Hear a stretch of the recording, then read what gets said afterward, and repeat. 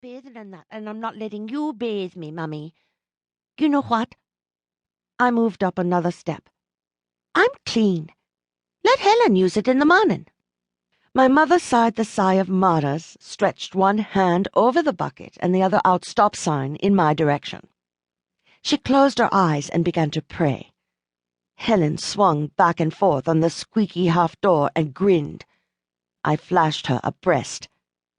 Rub your body hard with all the bush, my mother said when she had finished her prayers. Your arms and legs. Use the lemon on your face. Everywhere. She pantomimed a vague distance from her privates. You hear me? She and Helen left me alone, under my banner of silver stars. I scooped out every leaf, every piece of lemon and lime, and every last stinking Susie petal I could find. With a washcloth, I scrubbed my face, under my arms, and between my legs. Then, as I always did after bathing, I hand-washed my panties and hung them up to dry in the morning sun I wouldn't see. We were dressed and ready to go by 2:15. My suitcase of unsuitable clothes was packed and by the front door.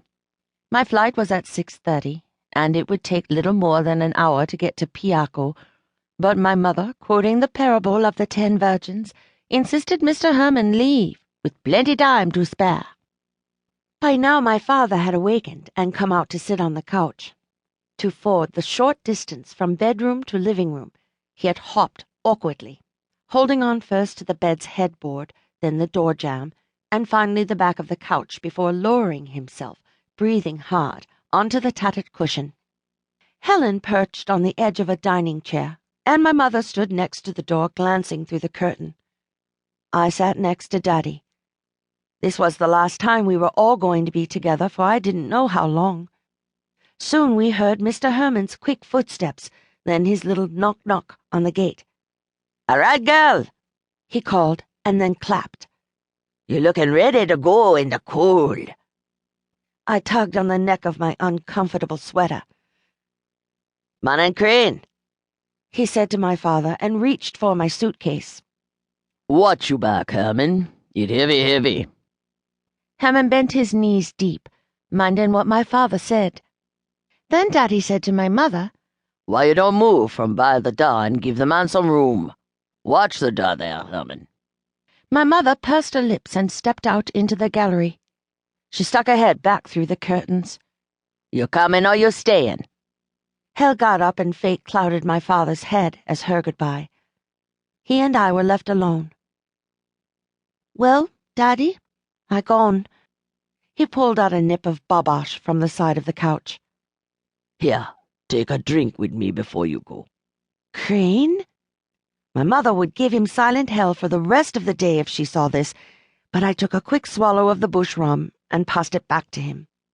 He drank and tucked the small bottle away. When you see you reach America, and you sleep and wake up in the morning, don't wash your face with cold, cold water. You hear me? Yes, I said, as if this was the most important piece of advice I had ever been given. Mr. Herman's horn honked, and I jumped. Go, my father said, before she come back to get you.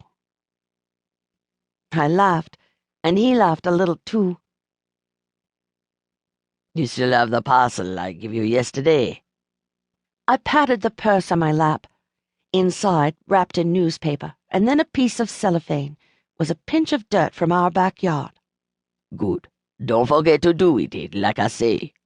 I won't forget. The horn tooted again, and I got up, sure it was my mother who had told Mr. Herman to honk for me. "You coming down?" I asked. He nodded. Go and bring the crutch for me. I gave them to him, noticing that the padding meant to cushion his armpits was torn. "They're comfortable, Daddy."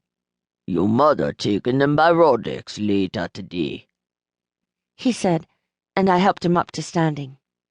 You go. I coming.